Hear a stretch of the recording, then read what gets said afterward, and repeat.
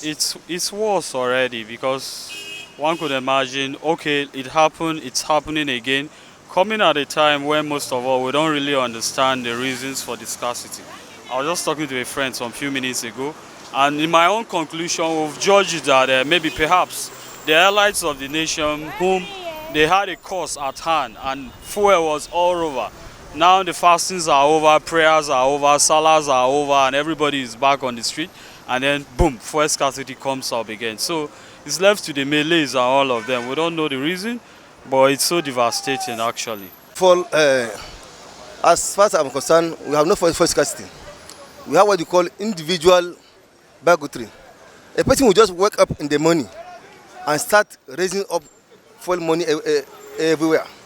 No any amendment in the fuel in the PMS, no anything. That's no. We have fuel enough, but look at how people are stranded.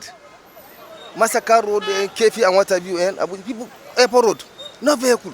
People are stranded. To go and get their daily earnings is a problem. Did you hear something about any PC that they are made something or they add something? There's no any about data. There's no anything that has to do with fuel scarcity. As far as I know, since this exception of this government, no any day that government add something in respect of money or something of that nature. It's a between the individual marketers and the government. They know what they did, but nothing that has to do with fuel scarcity. Only that the independent marketers just wake up one day and say, we do whatever we do.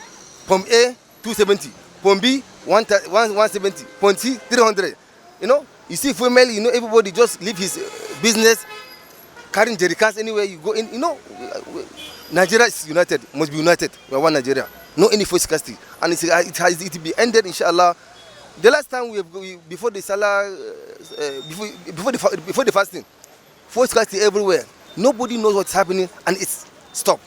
And it's reciprocated yesterday or day before yesterday. It's going to be stopped, inshallah. There's nothing like for scarcity. If you ask me, I believe with time it will stop, because I don't think it will continue like this. And for my own suggestion, I think it's because of this political, as in all these politics that is coming around. So they are like to use this one as advantage, or either to spoil some governments like that. But I believe it will stop before the end of the year. I'm not surprised because of the supply structure of fuel in Nigeria. We import fuel, and it costs a lot of money. And I understand the sole importer is the federal government through NNPC. So this kind of break in supply, I'm not personally surprised. I'm expecting it to be regular until something is done about the supply chain of fuel to Nigeria. The best solution, since government is the only one importing it, and they are complaining that there is no money to import. I think one of the fastest thing they should do is that they should liberalize it. They should encourage more people to import, and by the time more people import, there will be more channels for we consumers to have access to fuel. Probably the supply will be more regular at that time. It may somehow, slightly, marginally lead to price increase if other people besides the NNPC are importing it, because of the cost of importation now.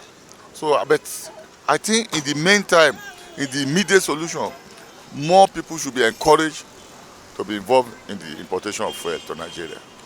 Yeah. It's not a matter of trying to, they have disobeyed the law already, because it's there and everybody knows the sections that have quoted the fact that as an aspirant you need to resign your position and go and do your aspirations and your campaigns and all the rest. But it just shows the kind of nation we are in, because Nigeria, maybe perhaps rules could be bent just like this one we are seeing right away. Thank you. Okay, thank you very much. But before the condition share, they gave them a condition that if at all you want to, as in come out for this a president, as a presidential candidate, you have to resign from your position before. I think there is something like that, and they agree for it. So definitely they have to be resigned, or they should be forced. Or if they refuse to resign, their form should be withdrawn back. I think that is political propaganda, I would say, basically. They are just trying to, for me, let me just be layman to it, like they are trying to fund money into their political parties. That's why you see the CBN governor is trying to buy the form, whoever is trying to buy the form, they're just trying to fund money into their political pocket so they can really do the campaign very well. So, but basically on that, it's against the law, as the law says. But I think the party should really be up to it, like work with the law and give us what should be right, so that because in the next 4 years we having another election. Sorry, after this one we having another election in the next 4 years. So what happens now goes there.